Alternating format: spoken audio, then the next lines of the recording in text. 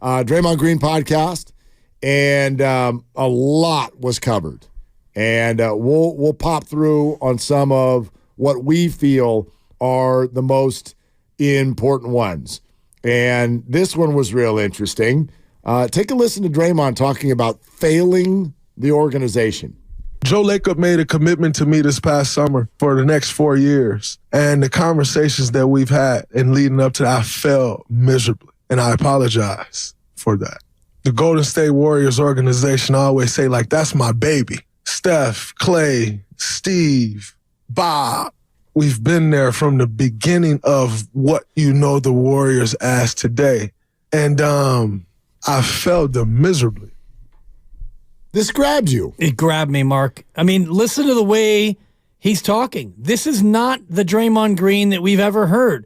He talked about, I wronged them, and I'm sorry, and just the way he speaks. And there was none of the usual, the Draymond Green comments about a sorry but, or this is the way I am, and this is what fuels me, and I'm not going to change. The defiance. I'm hearing a tone from Draymond Green that it's truly reflective, and I do think that it's apologetic to the right people. He doesn't have to apologize to me, you, the fans, anybody, but I do think that he feels like he needs to apologize to the organization, his teammates, his coaches, the front office. I think that he's gotten to a point where he realizes that things have to change, and he's setting about to change.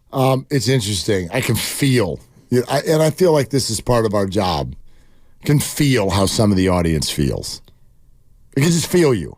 No, for sure. And I'm normally like at the front of that line. And some of you are like, this is such BS, and you don't want to hear a damn word this man has to say.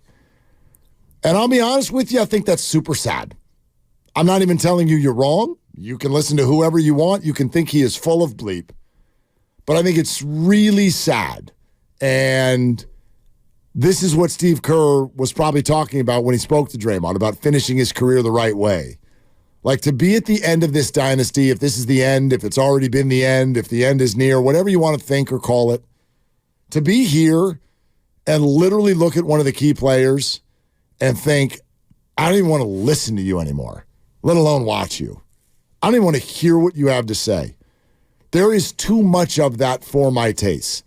I am not sitting here banging my hand on a table telling you that the dynasty is still alive and that Steph, Clay, and Dre never have to touch their wallets in this town and they can do no wrong. I'm not saying that. What I am saying is, to be in this moment in 2023 when this percentage of you literally dislikes Draymond Green, wants Steve Kerr gone, indifferent about Klay Thompson, and tolerant of the end of Steph's career.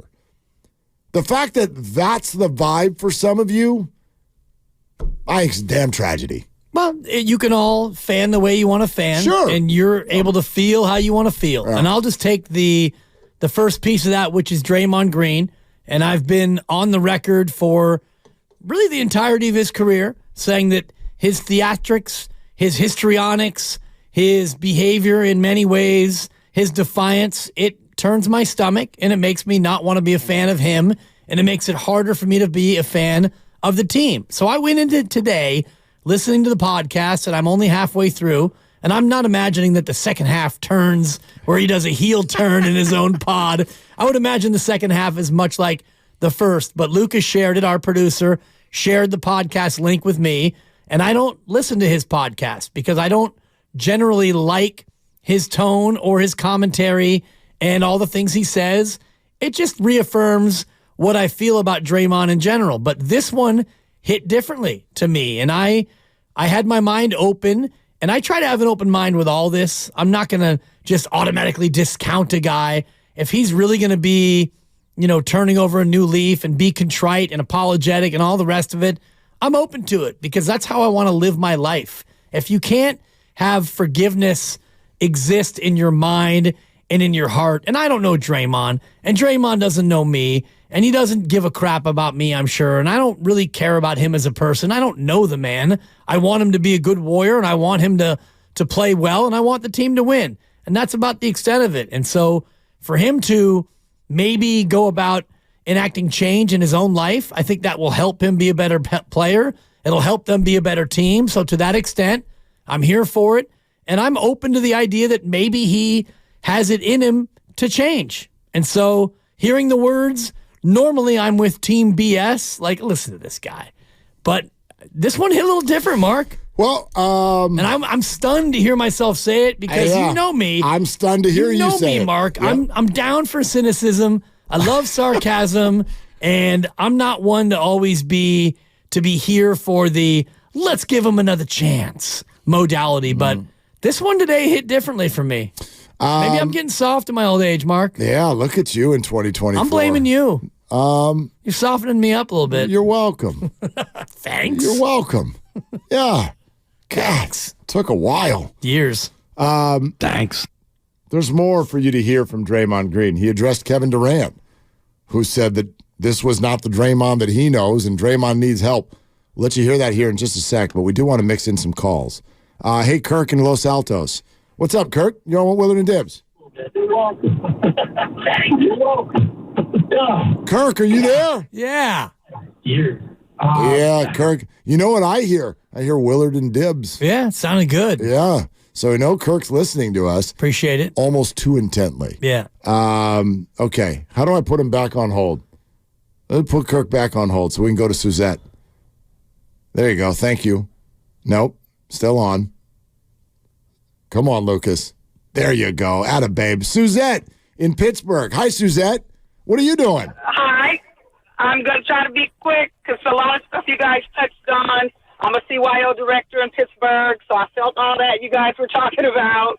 And I just want to say about the Draymond thing really quick since you guys opened that can. I have a son with mental health issues, and he's 22, and I'm hoping that he turns a corner. I'm never going to think that he can't change as long as he's trying. So if Draymond's trying, I'll try with Draymond. If Draymond's not trying and taking responsibility, I can't go with him. But the trade stuff, this is what I don't get about Warrior fans. We're so unrealistic. Why are you trading young pieces away to get something back that's not going to put you over the hump to get the chip? Because that's the only reason you do it at this point, to dump salaries or to get the chip around your three stars that are still there. You're not getting a Durant. You're not getting a Tatum. You're not getting a Joel Embiid. I think it's so unrealistic. So you trade all these young players, and then when your stars move out, you're rebuilding from the ground up. It makes no sense to me.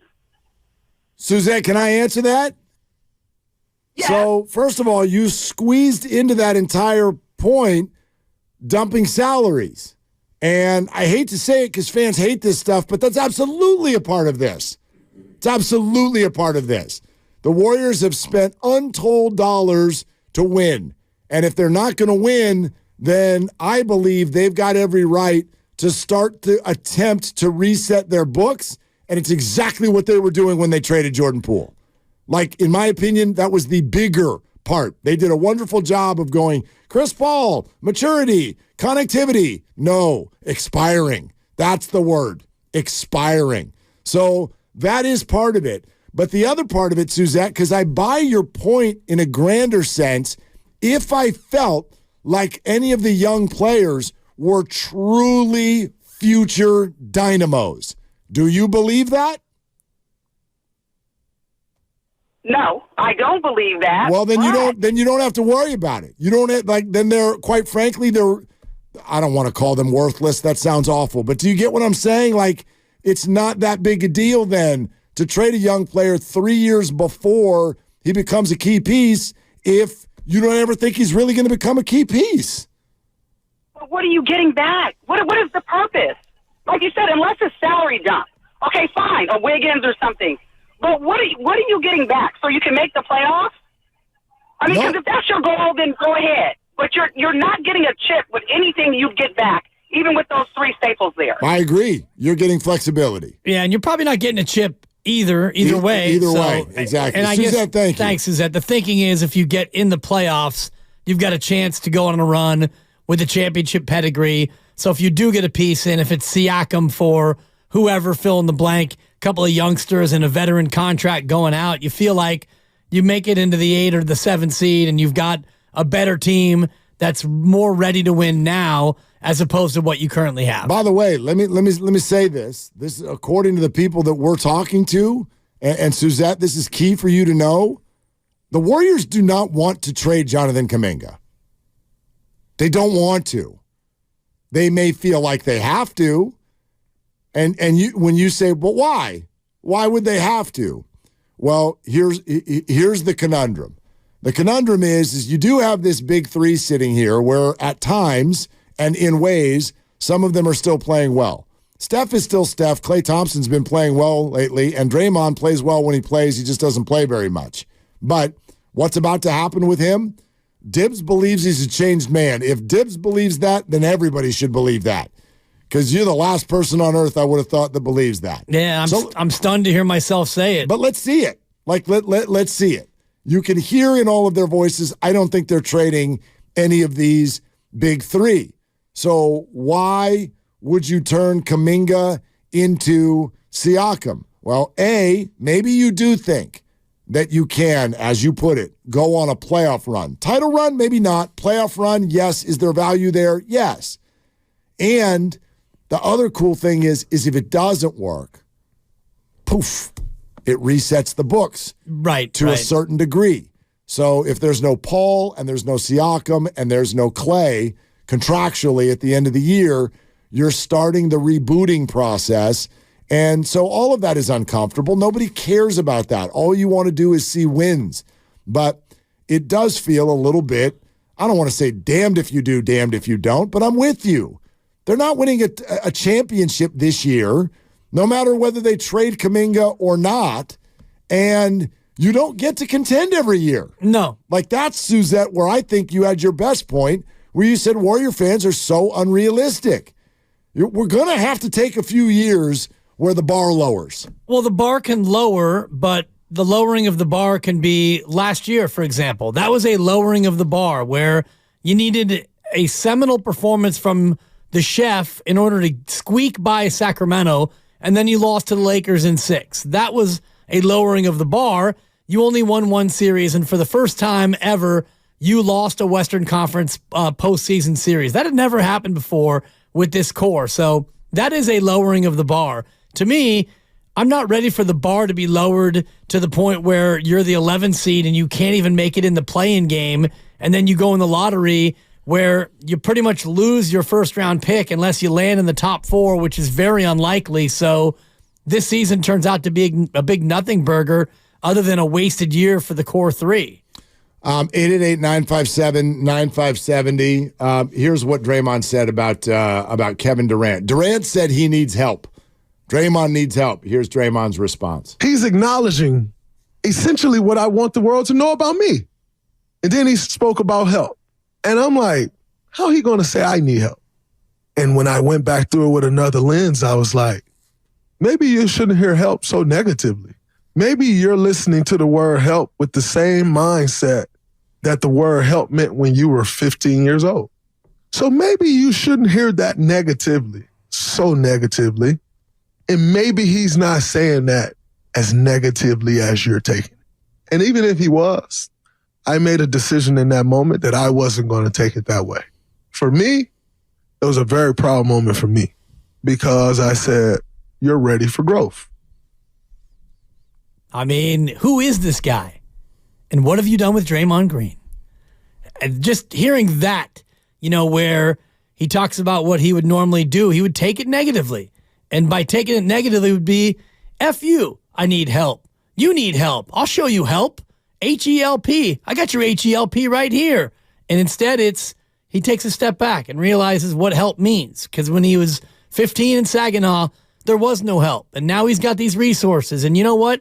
Maybe he does need help. And he's open to getting the help. And he realizes that by getting this help, he can have this career continue 3 years and $100 million or $88.5 million left. And then you can go on and rehabilitate your image, and your podcast got extended, and your TNT deal is still there on the table. If this thing continues to go south and you get banned for life, maybe the TNT thing goes away, and maybe you lose out on $88.5 million. There is motivation for him to get that help. I tell you what, it's all a perspective. Everything is a choice.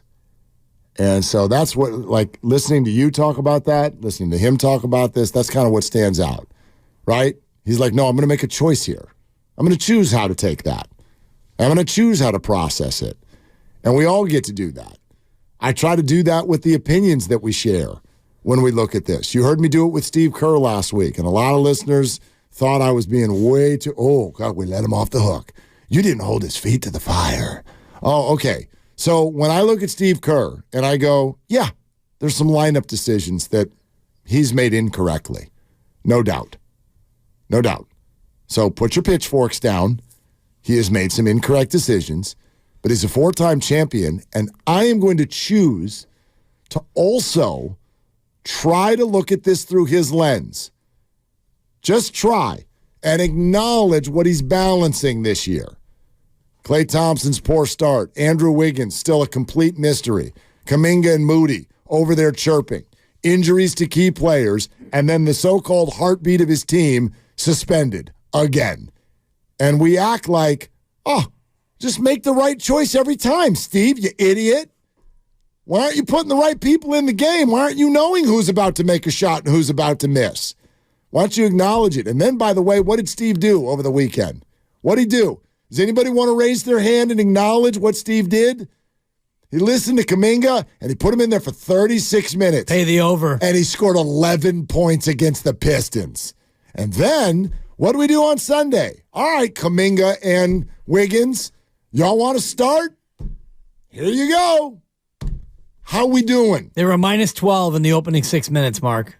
So, like, stand up and acknowledge that it's not that easy. Well, he's searching, and he said it on our show each and every week. He's searching because his players are disappointing.